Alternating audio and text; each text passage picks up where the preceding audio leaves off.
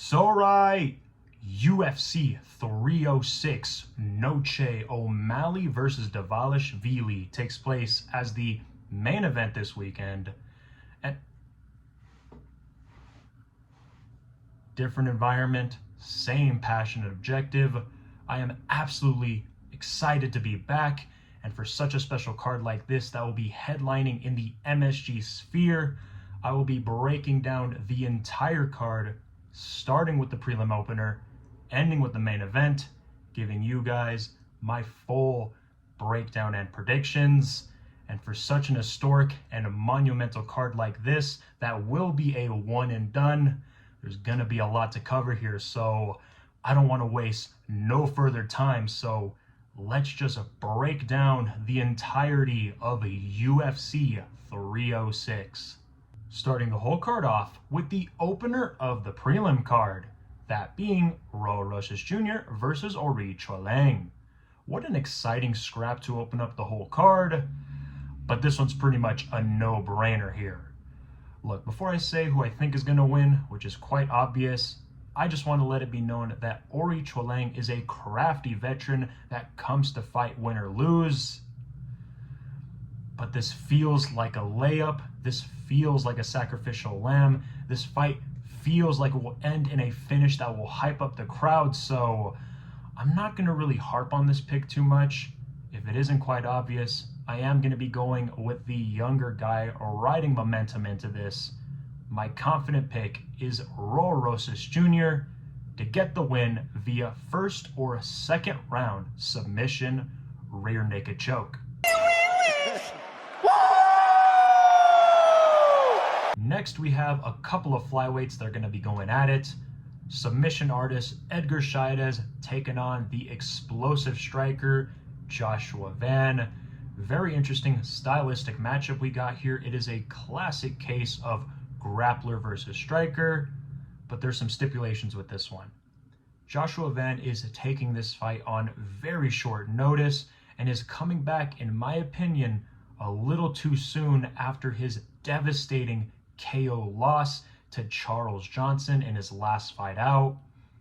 Look, I know Van is the community pick and favorite, but with the data that I've been seeing, I just don't like it. I don't like that he's coming back way too soon, taking on a guy that has a full camp. And as much as I do think Van is the better mixed martial artist, I do think with the size and the grappling advantage can really nullify his crispy boxing and striking. I don't like it. I hope I'm wrong, but I am going to be going with Edgar Chairez to get the win via close decision, possibly split. Moving on to the next fight on the prelim card, Yazmin Jauregui versus Ketlen Souza. Again, another no-brainer here, but before I say who I think is going to win, interesting stat for both fighters.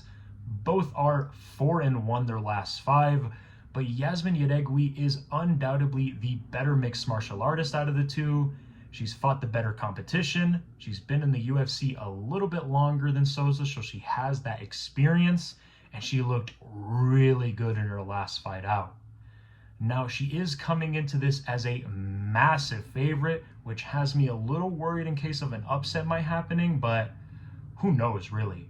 It's a risky one if I pick Souza, but I don't really want to risk that, so I am going to be going with the safe pick of Yazmin Jauregui to get the win via dominant decision, 29-28.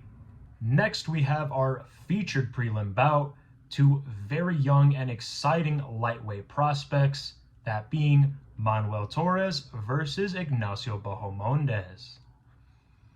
Damn. You know, at one point in time, I was actually thinking and leaning towards the near even value of Ignacio Bahamondes, but after doing a bit of research, when you have strikers like Ludovic Klein taking you down and controlling you, that's not a good look, especially against someone like Manuel Torres, who I honestly think he's going to have his way with Bahamondes, especially if it hits the ground. Manuel Torres has been on an absolute roll, completely tearing it up, 4-0 in the UFC, and I'm honestly confident enough to say that it extends to 5. As much as I would like to see a submission win from Torres, I do think he gets the win via unanimous decision, 30-27. Lastly is our prelim headliner, Irene Aldana versus Norma Dumont. I personally think this fight is going to be an absolute banger of a scrap, but I do want to keep in mind that I do think this is a very tough one to call. I remembered when this fight first got announced, my initial pick was Norma Dumont because of momentum and her advantage in wrestling and grappling, but as we get closer to the fight, there is a possibility of Irene Aldana getting it done. I mean, she's undoubtedly faced the better competition out of the two in terms of skill at the highest of level. She's the better striker and boxer. She's riding momentum into this, and if she can insert her game plan correctly by stuffing the takedowns and nullifying the grappling, I could see her outstriking Dumont to a decision win. It's a tough one, but I am going to be going with Irene Aldana to get the win via close decision, possibly split. Now, to the opener of the main card, Ronaldo Rodriguez versus Ode Osbourne. Yet again, another no-brainer here. I know the odds may say otherwise, but I'm going to have to agree with the community here. I personally think this fight is going to be a stylistic nightmare for Ode Osbourne. He's got 7 losses in his career, 6 of them ending via finish. Lazy Boy is riding a mean 6-fight win streak, and this just feels like another layup to hype up the Mexican crowd, which I do think will play a massive factor for some of these Mexican fighters. Not really much to say here. I honestly think this is going to be a squash match, and Ronaldo Rodriguez is a confident pick, and I think he gets the win via first round finish. We move on to the next fight on the main card. Daniel Zellhuber versus Esteban Ribovics. Underrated banger is upon us. If you don't know, now you know. Interesting stat, both guys have only 1 loss in their career, both via decision. It's going to be a very close fight to call, but who do I got? Well, Esteban Ribovics has made his name in the division after his last win, and Daniel Zellhuber has been looking very good, man, especially in his last fight out against Francisco Prata, who has a pretty similar style to Ribovics.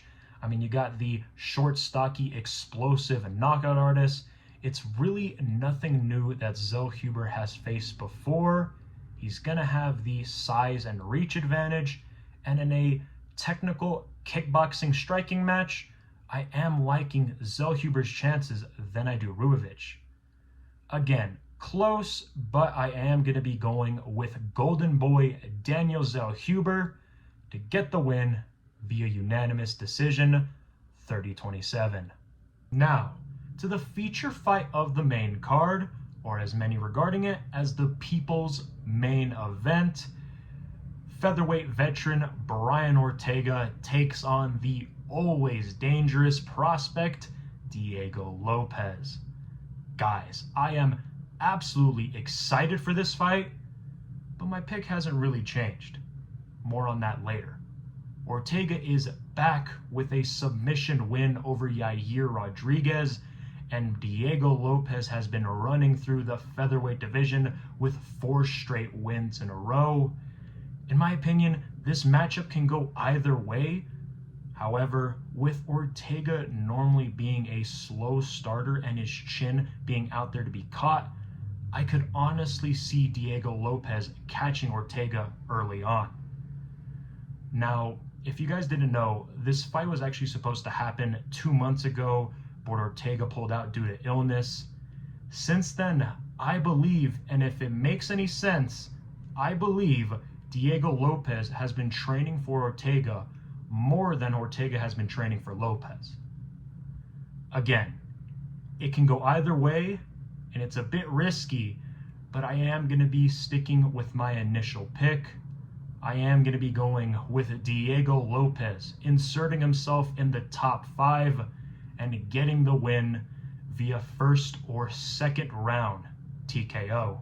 Moving on to the co-main event of the evening, the flyweight trilogy between the challenger, Valentina Shevchenko, taking on the defending champion, Alexa Grasso. Guys, I don't really want to beat around the bush here, especially for this trilogy, so I'm going to just tell you who I think is going to win. I am going to be going with Alexa Grasso to become victorious in this trilogy. Now, I got a hot take here. If I'm being perfectly honest, I don't highly rate Shevchenko's past opponents.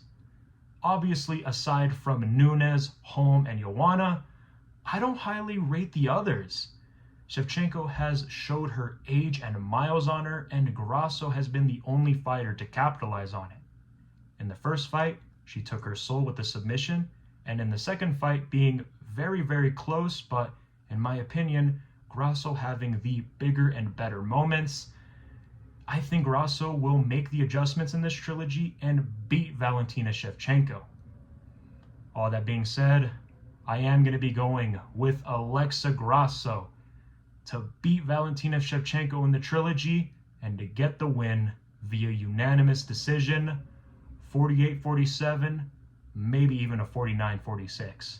Finally, to the main event of the evening, the challenger, Merab Dvalishvili, taking on the defending champion, Sean O'Malley. Guys, what an amazing main event taking place in the Bantamweight division. But if I'm being quite honest, aside from being an amazing fighter inside the cage, I wasn't really the biggest fan of Sean O'Malley even after he won the belt. It wasn't after seeing his spectacular and dominant win over Chito Vera where I became a fan, and I'm now sold on the Sugar Show, so much so where I now believe he puts out Merab inside 3 rounds. More on that later. Merab, despite being a great fighter, doesn't really hold anything dangerous on the feet or on the ground. The only thing he really has is his relentless pressure and cardio. But I think that's going to be his downfall. I think, as crazy as it sounds, O'Malley is a nightmare matchup with Merab. Merab has been hit a lot and can be caught on the chin. I believe O'Malley can catch him the same way he caught Aljo via step back counter. You guys already know who I think is going to win. Sugar Show is in his prime right now, and I think he gets the win via second or third round KO, and still. All in all, had my ups and downs on the last couple of fight cards. Despite getting some of them wrong, I'm at least going above 50%, which is always my goal. Anyways, thank you guys for being this patient and for watching today's video. Make sure you guys like, comment, and subscribe. Follow me on my socials, and I will see you guys in the next video. Peace.